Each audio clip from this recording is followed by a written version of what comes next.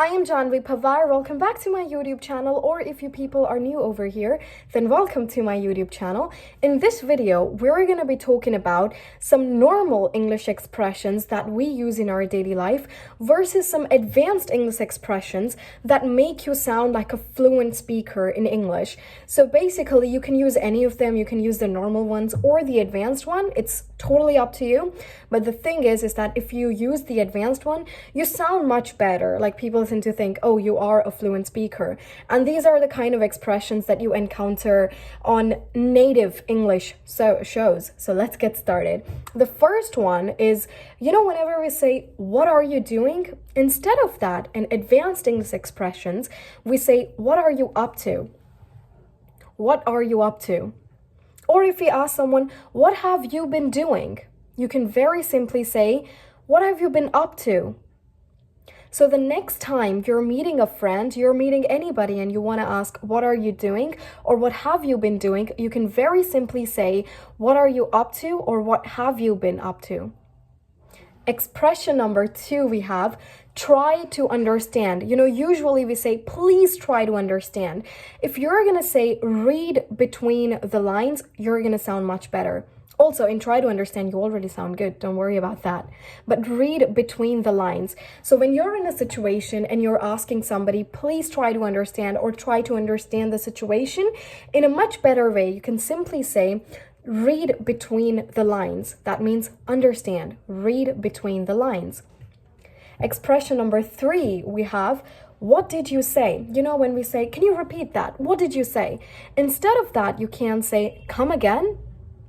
Come again. Now, come again, the general meaning of come again means come back, come again, or something like that. But when you use it in a slang, in an expression sort of way, then come again means, what did you say? That means, can you repeat what you've said? Expression number, I've lost the count, but this is, I totally agree with you. Now, normally we say, yeah, I agree with you. But whenever you feel like a native speaker is talking, he's going to say, I second that. I second that. Although it does not make like any sort of proper sense, but I second that means I agree with you. So you're putting up a point and I say I agree with you. I can also say I second that. Next we have how most of the times, or how so many times we use the word seriously. Instead of that, you can say for real. Like, are you serious? Instead of that, you can say, are you for real? So for real.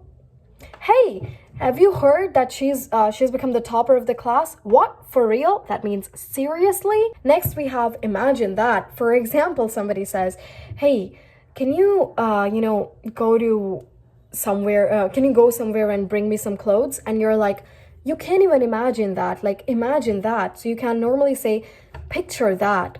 So basically, imagine that.